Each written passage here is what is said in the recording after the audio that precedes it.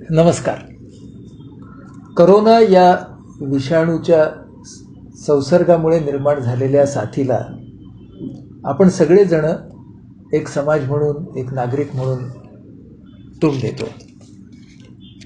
हा जरी विषाणू असला आणि त्याचा प्रभाव प्रामुख्याने शारीरिक आरोग्यावरती होत असला तरी आपल्या आजूबाजूला जी परिस्थिती निर्माण झाली आहे त्याला फक्त आपलं शरीरच नाही तर मन सुद्धा आपला प्रतिसाद देत असतं.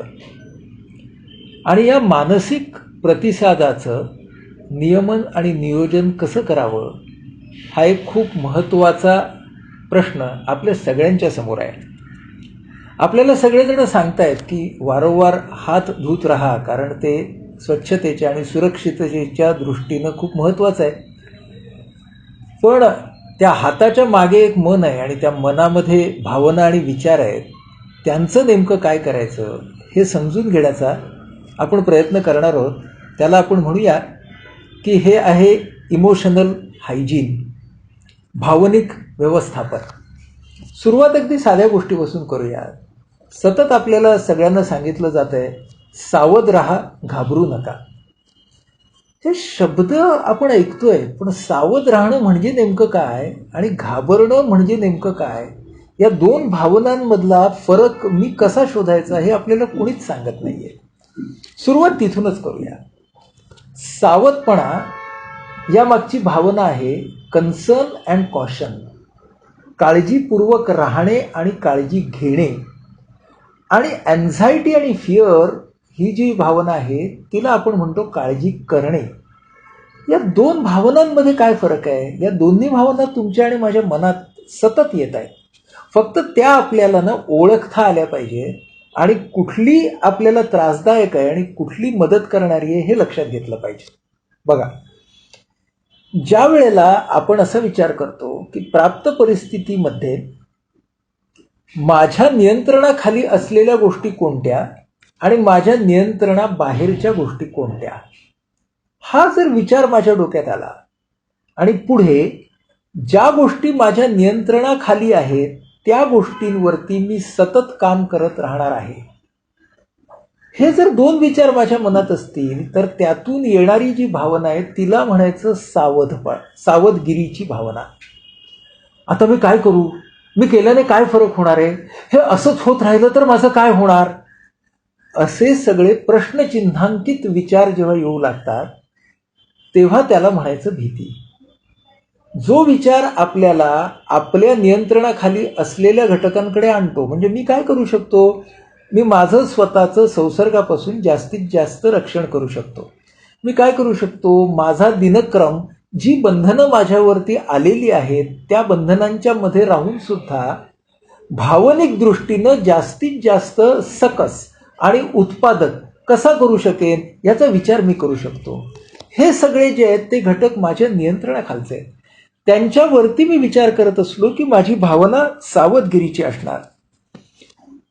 भीती म्हणजे काय, तर अनिश्चिततेचा माझं मन स्वीकारच करत नाही. मला असं वाटत असतं प्रत्येक गोष्ट निश्चित हवीच हवी. मग माझ्या मनाला सांगायला पाहिजे की निश्चिंती ही कधीच नव्हती, ती असणार पण नाही. अनिश्चितता ही नेहमीच होती, आज फक्त त्या अनिश्चिततेमध्ये भर पडली आहे एवढंच. ही भर या करोनामुळे पडली आहे, पण आयुष्य तुमच्यासाठी आणि माझ्यासाठी संपूर्णपणे निश्चित या आधी तरी होतं का आणि ह्या नंतर तरी राहणार आहे का, ही गोष्ट तुम्ही आणि मी ध्यानात ठेवूया. मग आपल्याला आज जी बंधनं लादली गेली आहेत, घराच्या बाहेर पडू नका, कारण असल्याशिवाय प्रवास करू नका, ही सुट्टी नाहीये, तर हा फक्त विराम आहे. हे आपण लक्षात घेतलं तर त्याला म्हणूया सावधपणा. या विरामाचा वापर मला कशासाठी करायचा आहे, तर माझी भावना, माझी बुद्धी आणि माझी कृती यांना सतर्क ठेवून मला माझ्या उत्पादकतेवरती, प्रॉडक्टिव्हिटीवरती काम करायचं आहे. म्हणजे असं, मी जर शिक्षक असेल ना तर मी माझ्या विषयाचा अभ्यास करेन, मी जर विद्यार्थी असेल तर मी माझ्या विषयाचा अभ्यास करेन, कलेचा अभ्यास करेन, छंदाचा अभ्यास करेन. घरात राहून मला जे काही करता येईल ते मी करेन. मी जर एखादा उद्योजक असेल तर मी नियोजनाचा, भविष्यकालीन योजनांचा निश्चितपणे अभ्यास करेन. माझे जे काही उद्योजकाच्या क्षेत्रातली माझी टीम असेल, माझा संघ असेल, या सगळ्यांच्या बरोबर आज मला घरी बसून सुद्धा संवाद साधणं शक्य आहे. भविष्यकालीन योजनासाठी, सध्याच्या नियोजनासाठी आणि अभ्यासासाठी मी निश्चितपणे ह्या वेळाचा वापर करून घेऊ शकतो. दुसऱ्या पातळीवरती मला माझ्या कौटुंबिक नात्यांना वेळ देण्यासाठी संधी सापडली आहे. त्या सहवासामध्ये मी त्यांच्याबरोबर घरातल्या घरात सुद्धा एकत्र बसून काय ॲक्टिव्हिटीज करू शकेन याचाही विचार मी करू शकतो. स्क्रीनला मर्यादित ठेवू ना मात्र, कारण नाहीतर आपल्याला असं दिसतं की घरात बसणं म्हणजे स्क्रीनच्या जास्तीत जास्त आहारी जाणं. म्हणजे घरातले सगळेजण मिळून आपण घरातली सगळी दुष्काळी कामं काढू शकतो का, आवराआवर करू शकतो का, या सगळ्या गोष्टींचा विचार करण्याची वेळ आहे. रात्री झोपताना मस्तपैकी गप्पा मारू शकतो का, एकत्र गाणी ऐकू शकतो का, टेलिव्हिजन सोडा, टेलिव्हिजनवरती बघा, पण चांगले चित्रपट घरात बसून बघू शकतो का, चांगल्या पातळीचं मनोरंजन आम्ही आत्ता एन्जॉय करू शकतो का ॲज अ फॅमिली, कुटुंब म्हणून, ते आपण बघूया. एका बाजूनं स्वतःचा मानसिक मागोवा घ्यायची सुद्धा ही संधीच आहे. एखादं छानपैकी पुस्तक घेऊन गाणं ऐकत स्वतः बरोबर राहणं, जे आपण अनेक वेळेला आपल्या नागरी आयुष्यामध्ये विसरलेलो असतो, तेही आपल्याला करून बघायला हरकत नाही. मुद्दा असा आहे, आजचा विराम हा उद्याच्या उत्पादक प्रवासासाठी आहे, व्यक्ती म्हणून, नागरिक म्हणून. कारण या विरामानंतर तुमच्या आणि माझ्या, आपल्या सगळ्यांच्या कामामधून देशाच्या प्रगतीला जी खीळ पडली आहे त्याला गती आपल्याला सगळ्यांना द्यायची आहे. इतिहास आपल्याला सांगतो की ज्या समाजाने, ज्या व्यक्तींनी अडचण जेव्हा आली त्यावेळेला पुढच्या झेपेची तयारी केली, तो समाज, तो देश अशा तऱ्हेच्या अडचणींच्या मधून अधिक समर्थ होऊन बाहेर पडला. ते आव्हान आपल्यासमोर येणारच आहे ही साथ ओसरल्यानंतर. त्यासाठी आपण तयारीला लागूया. सावध जर राहायचं असेल तर काय बोलायचं, कधी बोलायचं आणि कसं बोलायचं यातला सावधपणा फार महत्त्वाचा. अँझायटी म्हणजे चिंता समोरच्या समस्येचं महाभयंकरीकरण करते. म्हणजेच काय की आता करोना आलाय ना तर संपलं सगळं. महाभयंकरीकरण हे एक टोक आहे. आणि दुसरं म्हणजे करोना विरोना काही नाही, आपण सगळ्यांनी सगळं नॉर्मल केलं पाहिजे. ह्याला म्हणतो आपण क्षुल्लकीकरण, ट्रिव्हिअलायझेशन. टेरिबलायझेशन आणि ट्रिव्हिअलायझेशन या दोन टोकांच्या मध्ये आपल्याला जर राहायचं असेल तर बोलताना, व्यक्त होताना आपण आपली जबाबदारी पाळली पाहिजे. पहिली जबाबदारी काय आहे की आपण जेव्हा वास्तवाचा अनुभव घेतो, दुसऱ्याला जेव्हा सांगतो ना आपण काय बघितलंय ते सांगताना वास्तव सांगूया.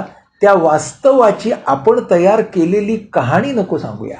म्हणजे असं की समजा आपण बाहेर पडलो आणि मॉर्निंग वॉकला, आणि नेहमीपेक्षा लोक कमी आलीत मॉर्निंग वॉकला असं आपल्याला दिसतंय. तर घरी आल्यावरती ही गोष्ट सांगताना आपण असं म्हणूया की आज ना मॉर्निंग वॉकला लोक नेहमीपेक्षा कमी आली होती. असं नको म्हणूया, घाबरले सगळे, बाहेरच पडत नाही आहेत, ही कहाणी झाली. हा आपण काढलेला निष्कर्ष झाला. वास्तव काय होतं, कालपेक्षा आज मॉर्निंग वॉकला माणसं कमी आली, एवढंच. वास्तव सांगण्याचा प्रयत्न करूया, कहाणी नको. आणि कहाणी आपण फक्त शब्दातून सांगत नाही, तर आपण ते शब्द ज्या पद्धतीने व्यक्त करतो, ज्या पट्टीमध्ये, ज्या गतीने, त्यावरून म्हणजे नॉन व्हर्बल कम्युनिकेशनमधून खूप जास्त भावना पोहोचत असतात. आपण माध्यमांचीच उदाहरणं घेऊ. आपण नेहमी मथळे वाचतो, करोनाचा कहर, करोनाचे थैमान. कहर आणि थैमान हे शब्द आपल्या मनामध्ये विशिष्ट भावना निर्माण करतात. असं नाही का म्हणता येणार करोनाचा प्रवास, करोनाचा प्रादुर्भाव. बोलताना, लिहिताना आपण असे शब्द वापरूया की ज्यांच्या पाठी जजमेंट नाही, ज्यांच्या पाठी पूर्वग्रह नाही, जे शब्द वास्तवाच्या जास्तीत जास्त जवळ नेणारे आहेत. रस्त्यांवर शुकशुकाट असं म्हणण्यापेक्षा वाहतूक कमी, गर्दी मर्यादित असं नाही का म्हणता येणार, असं नाही का लिहिता येणार. शब्दांचा विवेक हा संकट काळामध्ये सगळ्यात महत्त्वाचा असतो. आणि मग खास करून माध्यमांच्या मध्ये आपल्याला दिसतं, म्हणजे मला तर असं वाटतं माध्यमातल्या अँकरसाठी ना संवाद संहिता तयार करायची गरज आहे. करोनाच्या यादीमध्ये अजून एका रुग्णाची भर, असं जेव्हा स्क्रीनवरून मला सांगितलं जातं पार्श्वसंगीतासह दणदणाटाच्या, तेव्हा अर्थातच माझ्या शरीरामधून आणि मनामधून भयाची लहर, भीतीची लहर का बरं जाणार नाही. म्हणून मला असं वाटतं वर्तमानपत्रातील पत्रकार, उपसंपादक, माध्यमांचे संपादक या सगळ्यांनी हा विवेक बाळगायला हवा आहे की वाचताना आणि ऐकताना वास्तव सांगतोय आपण का वास्तवाची कहाणी. आणि आपण सगळेजण जे माध्यमांच्या समोर बसलेलो आहोत, वाचतो आहोत, पाहतो आहोत, ह्यांनी हा विवेक ठेवला पाहिजे की समोरून आपल्याला काय घ्यायचंय, वास्तव काय आहे, त्यातल्या फॅक्ट्स अँड रियालिटी, की त्या वास्तवाची आपल्या समोर सांगितली जाणारी कहाणी. मला वाटतं हा विवेक संकट काळामध्ये फार महत्वाचा आहे आणि मतं मांडतानाही हा विवेक ठेवणं ही फार गरजेची गोष्ट आहे. हे सगळं करत असताना कधी कधी असहाय्यतेची भावना येऊ शकते. खरं आहे ते, की मी काय करणार. पण त्या असहाय्यतेच्या भावनेचा जर सामना करायचा असेल तर मला जमेल ते केलंच पाहिजे, हा विचार या ऊर्जेने माझ्या मनामध्ये सतत आणला गेला पाहिजे. माझं घरी राहून स्वतःला मग्न ठेवणं, उत्पादक ठेवणं हे आजच्या घडीला राष्ट्रकार्य आहे. माझं आरोग्य हे फक्त व्यक्ती म्हणून नव्हे तर समाजासाठीही महत्वाचं आहे. अशा तऱ्हेचे विचार पुरेशी ऊर्जा घेऊन स्वतःच्या मनामध्ये आणणं आणि ते इतरांना देणं हे फार महत्वाचं आहे. कधी कधी पाठी खेचणारा विचार मनात येईल, हे असंच राहणार. मग तेव्हा सांगावं लागेल स्वतःच्या मनाला की जगातल्या सर्व साथींचा इतिहास आपल्याला सांगतो की हळूहळू भरती येते आणि नंतर ओहोटी सुद्धा लागते. पण प्रयत्नांची शिकस्त केल्याखेरीज कुठलीही साथ ही कधीही पाठी फिरलेली नाही, हे पुन्हा आपल्याला पुन्हा आपल्या स्वतःच्या मनाला समजावून सांगावं लागेल. हा आजार जीव घेणा नसून जीवाला धोका निर्माण होण्याची शक्यता आहे असा आजार आहे, हे सांगावं लागेल. जीव घेणा हा शब्द आपण म्हणालो ना की भीती चालू होते, अँझायटी चालू होते. जीवाला धोका निर्माण होण्याची शक्यता आहे की सावधपणा.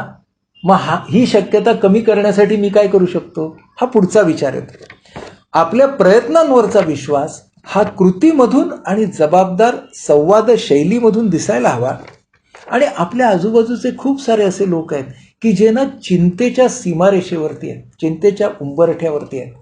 त्यांच्यावरती जर अनिष्ट असा भावनिक परिणाम होताना दिसला तर त्यांना तात्काळ व्यावसायिक मदतीसाठी प्रवृत्त करणं ही सुद्धा फार महत्त्वाची गोष्ट असणार आहे.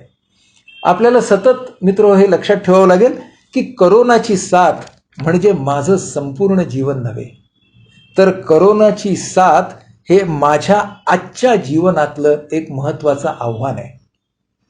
हा विवेक जर आपण बाळगला तर भीती आणि सावधपणा यातला फरक आपल्याला कळेल आणि आपल्या दैनंदिन वागण्यातून तो आपण स्वतःपर्यंत आणि इतरांपर्यंत सतत पोहोचवत राहू. या साथीमधून आपण लवकरच बाहेर पडू आणि पुन्हा एकदा आपापल्या उद्दिष्टांकडे अधिक बलिष्ठपणे जायला लागू असा विश्वास वाटतो. धन्यवाद.